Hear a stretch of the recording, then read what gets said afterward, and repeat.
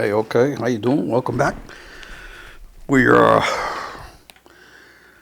went through a lot of material here in Luke 11. And more importantly, what we see here is the Lord trying to teach, always trying to teach. He teaches through parables. He teaches through direct contact. And here, think of it. Suppose you're invited to dinner, to sit down,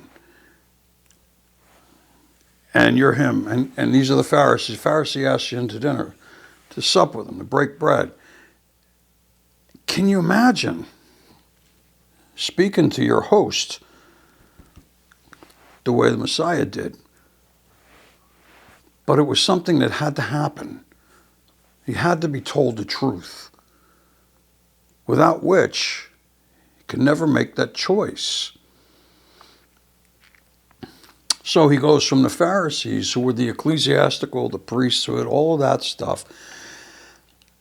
He goes on to the lawyers, Sadducees, the elite, all part of the elite class, both of them. Right? Remember, what's remarkable about the elite classes that we see today? What are they comprised of? What are the two beasts in Revelation? One is a religion, Pharisees, and one is a singular government full of lawyers and politicians, Sadducees.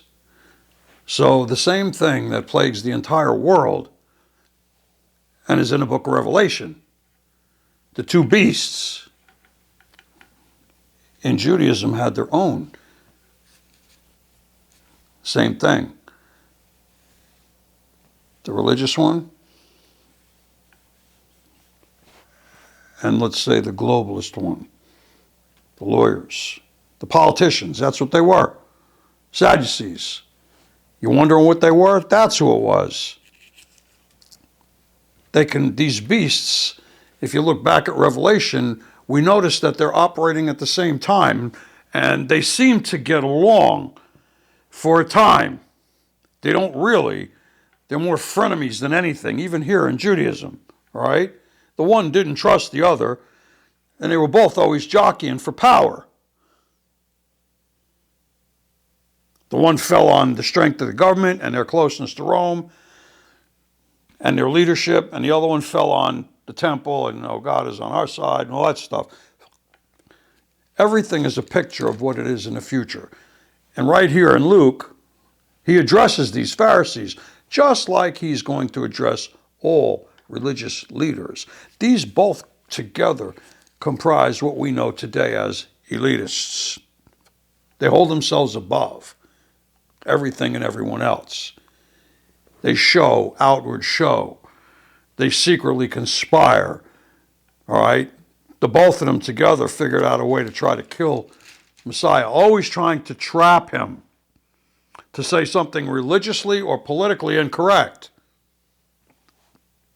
Well, that's what they did, ultimately. So now he goes from the Pharisees, he goes over to the lawyers, the Sadducees, and listen to what he says to these guys.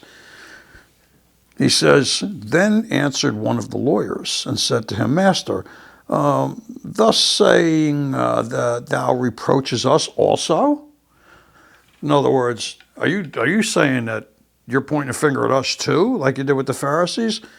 Like, are you kidding? Do you dare speak against us? Listen what he says. "Woe unto you also, you lawyers, for you laid men, and burdens grievous to be borne, and you yourselves touch not the burdens with one of your fingers." What do we see today? All right, you'll work, and we'll take your money, and we'll give it to those that don't. That's what he's talking about. We'll do this, and you're forced to do this, and this, but we're not going to be held to that standard, okay? You're going to have to pay for your medical benefits, but not us. Believe me, your tax dollars are going to take care of us.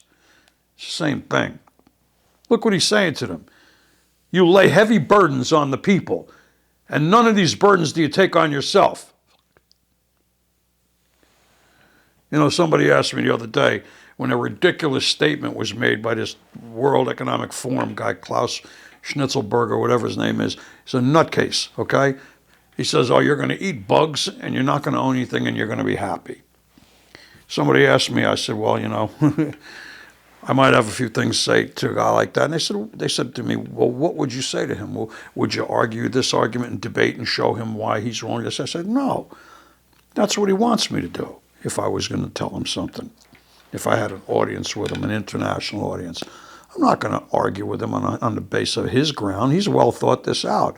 I'm going to look him dead in the eye and do something very different. And I'm going to say, you know, you claim to be a leader, all right? You're making claims of leadership worldwide and everything else, that you're in charge. Well, you know, all the leaders that I've ever known didn't talk. They walked the walk. A leader does by example, not by rhetoric. So in that case, my friend, you want everybody to eat worms? Here's a bowl for you. Dig in. I guess that would have put an end to all of his credibility. Right? Basically the same thing here. We're hearing this stuff today. How dare you challenge us? We have the money. We have the political position. We have this. We have that. Jesus telling him, you ain't got nothing. Nothing. Woe unto you, for you build the sepulchres of the prophets, and your fathers killed them. Hypocrites, again, to a higher order. Verse 48, truly you bear witness that you allow the deeds of your fathers, for they indeed killed them, and you then build their tombs.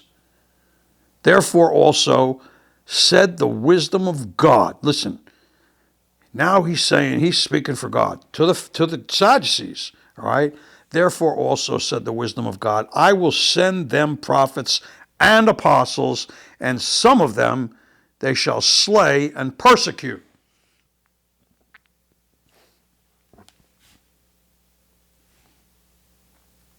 Like I said, I don't know if I said this last week or not. I saw a cute cartoon the other day of a bookshelf like this, two sides. Each side had what type of books they were. On this side it said history, and the shelves were stacked. And right next to it said history repeated. That shelf was stacked too. Irony at its best. He's saying the same thing here. You did these things. God has said this, and God has sent people to you that you actually dare to persecute and slay and kill.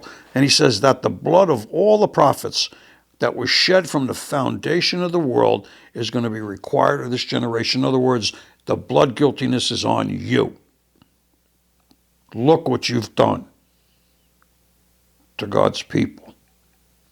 From the blood of Abel unto the blood of Zacharias, which perished between the altar and the temple, I say to you, verily, it shall be required of this generation. In other words, the evil generation. And he's talking to these folks, but he's also speaking to the ones in the future that exhibit the same characteristics. These two beasts, okay? Woe unto you. Because remember, in Revelation, the two prophets, all right, Enoch and Elijah, they slaughter them and exhibit their bodies in the streets, as it says, for 3 days. You know, if that's 3 days, 3.5 years, it doesn't matter. The fact is that it happens. And he's pointing out the same problem, the systemic problem, from the time he's alive till the time that the book of Revelation's prophecies manifest. And we're going to talk about that in a little while. He says, woe unto you, in verse 52, lawyers, for you have taken away the key of knowledge. You entered not in yourselves, and them that were entering in you hindered. In other words, they basically put the kibosh on people's ability to learn and accept and to hear what needs to be heard. These are the people who are like the ones in the temple, the watchers, the watchmen that we had the translation of the names of last week in 1 Kings, they were supposed to be watching what is called the dowry of the Lord, the items of the temple, the things that are cherished, the things that were dedicated to God in the temple. They were supposed to be watching over this. They were supposed to be watching over the temple. Instead, they let it fall into disrepair. They stole. They pocketed the money until Joash said, enough. From now on, there'll be no more collection. There'll be a box in the temple, and the offerings will be put in there, and then those monies will be given to the workmen directly, not through you in a second, I'll take my skim off the top. No middleman. Going straight to rebuild the temple, which you didn't do. It's the same thing. He's saying you took this stuff. You treated the people like garbage. You put grievous, heavy burdens upon them, and yet you did not participate. You did not put any burden upon yourself. They've elevated themselves into a place of elitism, just like we see in the world today, this very day.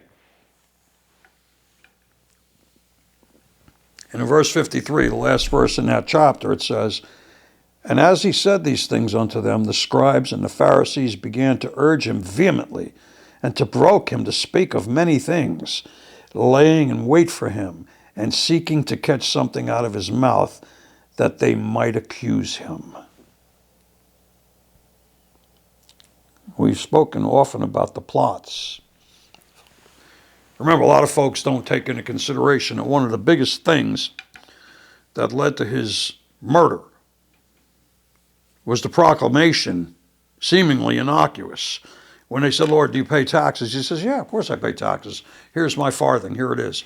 He said, render unto Caesar the things that are Caesar's, and render unto God the things that are God. And that right there was constituted the basis of a multifold conspiracy, all right, from the religionists and from the Sadducees, Pharisees and Sadducees. From the Pharisees' point of view, they took it to Pilate under an accusation that Jesus was blasphemer. Okay? They meant that he blasphemed God, but they used Rome's arrogance as a means for accusation of blasphemy, and they brought it to the politicians to review it in agreement, in conspiracy. Okay? And they made it very clear, because he made it very clear. Oh, he has blasphemed. What they meant was he blasphemed against Rome. Why is that? Well, because he said, render to Caesar what's under Caesar's and render to God what's God. He separated the two. In Rome, Caesar was God. Among the pantheon of false gods that they had, Caesar was declared a god.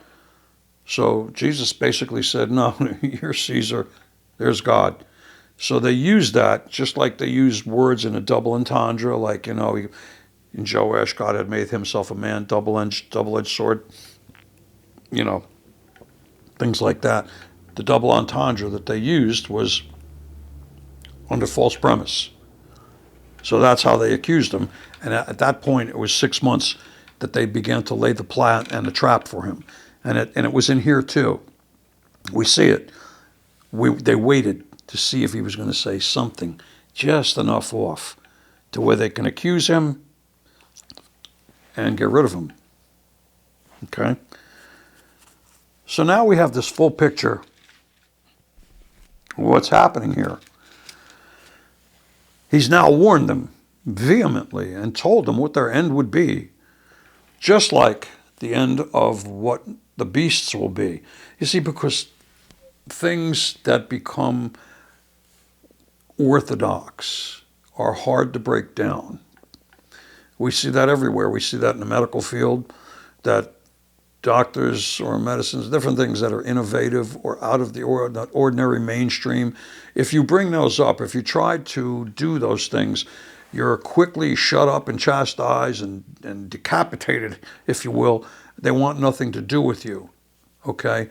Why? Because you're upsetting the apple cart. You're upsetting the business aspect. You're upsetting the money, All right, you're upsetting the fact that they get rich by treating conditions and symptoms, but never get rid of the root cause. And he's saying the same thing here. He's saying you got to get rid of this stuff, Pharisees, Sadducees. You're rotten apples. You're rotten on the inside. Okay, you've basically thrown out the baby with the bathwater. You've gone your own way to where your system, your attitudes, your enterprise, your politics, and everything else has become way more important than any relationship with God and your fellow man. All right? And he's called them to task. He's called them to court. He said, this is it. I'm bringing accusation against you. And he could do that. So they're well-oiled plots eventually, and there were many. And you've seen how smart they are. We've gone over this before. We saw what he did with the woman at the well. We saw what it meant when he did the writing of their names in the dirt when they accused the woman of adultery. Okay? They looked to trip him up with something that they were supposed to know that he knew better than they did. And that's another thing they couldn't figure out. Who is this guy? This poor guy from Nazareth, born in Bethlehem. Who is this guy? So, the only real way to combat truth, as much as it offends you, is to lie. And that's what we have today. You have truth and lie. We spoke about this last week when we spoke about the two trees in the garden. And there's a couple things that are left unsaid, but next week when we have our fireside chat, Lord unfolded the whole thing to me a couple hours ago, sitting out having my cup of tea, and all of a sudden you hear the whole entire dialogue. And we're going to do that next week. But there's a couple elements we did speak about. We spoke about the trees, and we spoke about the fact that there was the tree of the knowledge of good and evil and tree of life, both in the garden. And it's funny how they chose to eat of the tree of the knowledge of good and evil to their own detriment, under delusion or disobedience.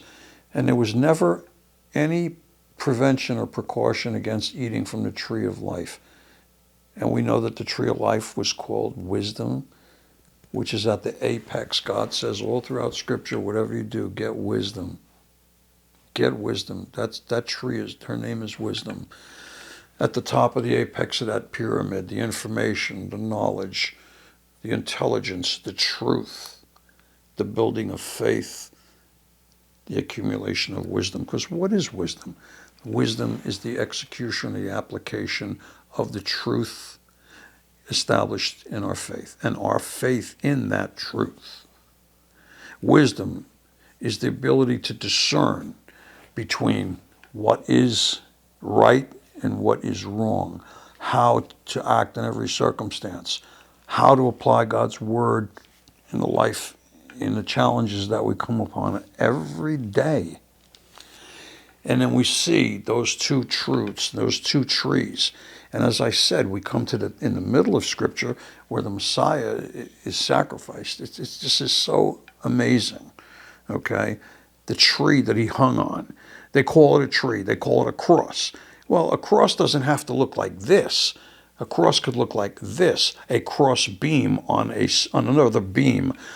And I wondered, and I thought deeply about those two pieces of wood, one representing the tree of the knowledge of good and evil, and one representing the tree of life. The intersection of that was on Golgotha and Calvary. We know that we return to the tree of life in Revelations 22:2. We read that last week. I want to take a look at something else very quickly, because this is the kind of chat we're going to have next week. And before I go into why and what's going on in the world, I want you to recognize, and we did mention the three trees. Now we mentioned yet a little bit more. Just one more thing, a little Columbo minute. And now it also was impressed on me to look at the crucifixion itself. All right? There are certain times of prayer and sacrifice in Judaism, and that was in the first century. There's the morning oblation and the evening oblation, and what those are the daily sacrifice. So, on the day of preparation for the holy day, the Messiah ben Joseph, the suffering servant, from 9 in the morning until 3 in the afternoon, the 9th hour, the sacrifice in the temple began at 9 and ended at 3. And all during the middle 6 hours, all right, was the slaughtering of the lambs.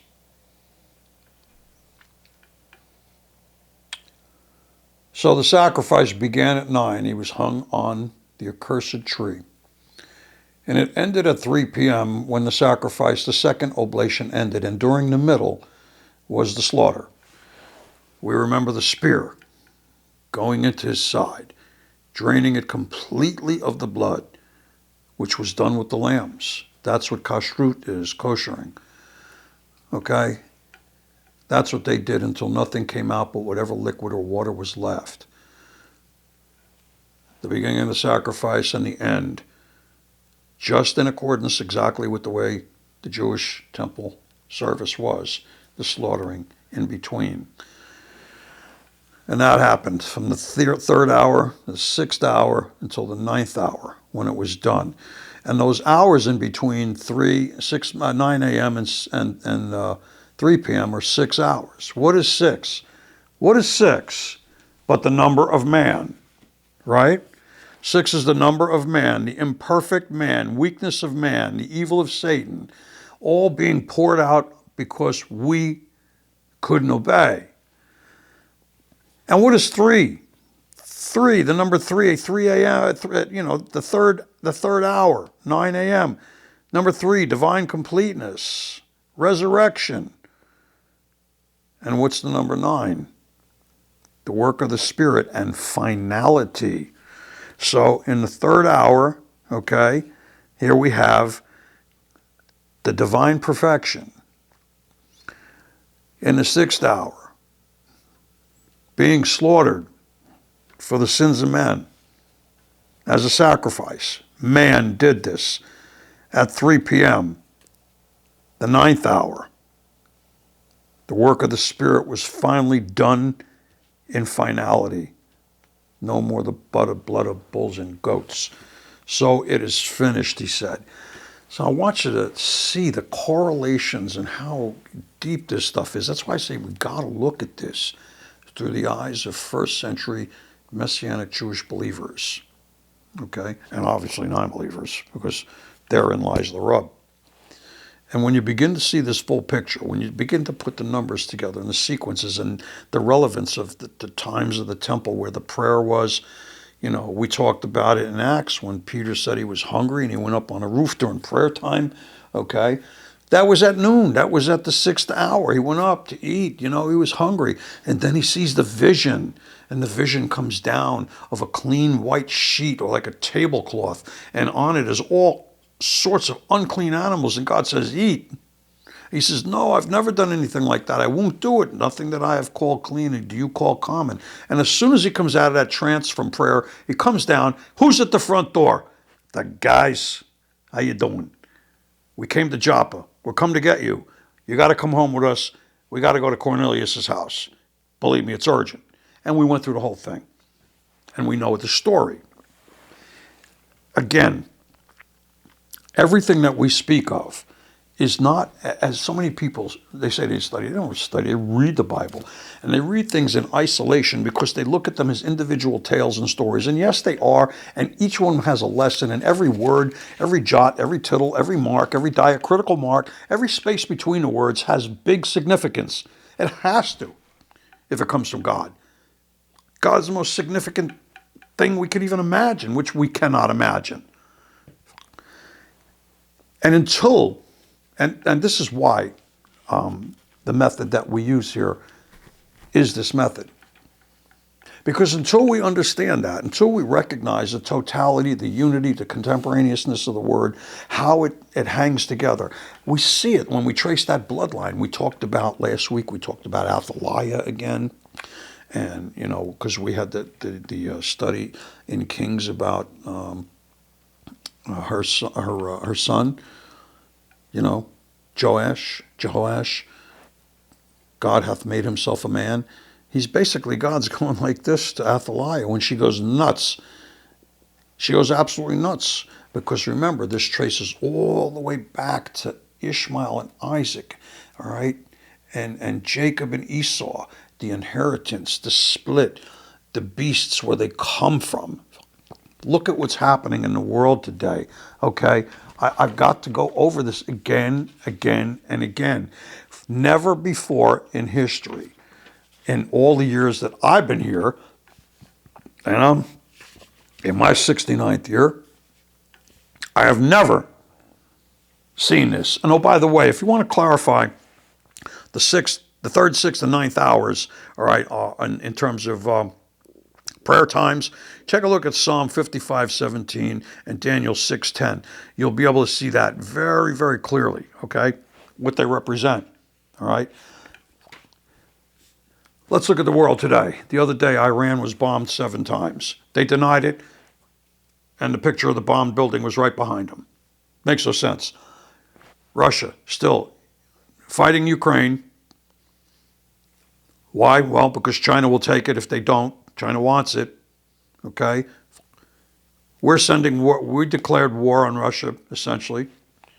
You're sending that many billions of dollars, tanks and airplanes, missiles and everything else, no matter how old they are, all right? Point is that we're not even allowed to train them on that stuff, but they're sending it over there. So basically declaring war, all right, on Russia, all right?